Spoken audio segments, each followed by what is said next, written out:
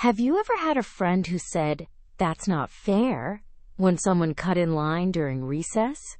Or maybe you've seen a referee blow a whistle in a soccer game when someone broke the rules. Imagine if there were super powerful, winged beings whose whole job was to make sure rules were followed. Not just in games, but everywhere in the world. That's what today's story is about. Let's meet the Erinyes. The Erinyes, also called the Furies, are three sisters from Greek mythology. Their names are Alecto, Megaera, and Tisiphone. Pretty cool, right? These sisters weren't like your average family. They had wings like bats, eyes that glowed, and sometimes carried whips or torches. Yikes! But don't worry, they weren't scary for fun. They were protectors of justice. Think of them like the world's ultimate referees. If someone broke a really serious rule, like being mean to their parents or doing something unfair, the Erinyes would swoop down to remind them, "You can't get away with that." And guess what? Even the gods respected them. That's how important they were.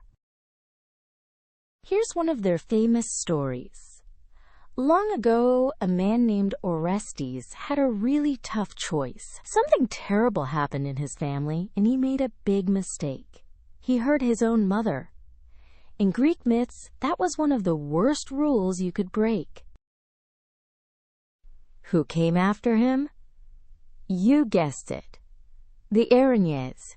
They chased Orestes everywhere, making him feel guilty and restless. He ran and ran, but they never gave up.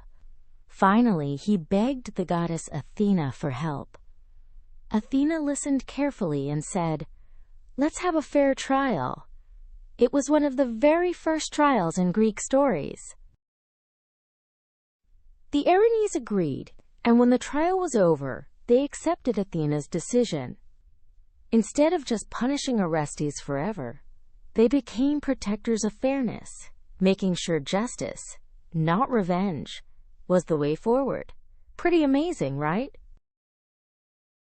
So what does this mean for us? Well, think about school. When someone cheats at a board game or says something unkind, you probably feel upset inside, don't you? That little voice saying, "That's not fair," that's kind of like having your own mini Erinyes in your heart. They remind us that fairness matters, whether we're playing tag, sharing toys, or doing homework. Now, here's the fun part. What's the science behind all this? The Erinyes were like a mythological way to explain guilt and conscience. Today, scientists know that our brains actually help us feel right and wrong. There's a part called the prefrontal cortex that's like the captain of your brain's fairness team. And did you know? Even animals have a sense of fairness. Scientists tested monkeys by giving one monkey a cucumber and another monkey a yummy grape for doing the same trick. The cucumber monkey got mad and threw the cucumber away, like saying, "Hey, that's not fair. Isn't that wild?" So fairness isn't just human, it's part of nature. So what about the future? Imagine robots or AI helpers at school. What if they could help make things fair? Like reminding kids to take turns or making sure everyone's voice is heard in class. That's like having a modern-day Erinyes, but instead of wings and whips, they'd have sensors and computer chips. Or picture astronauts living on Mars one day.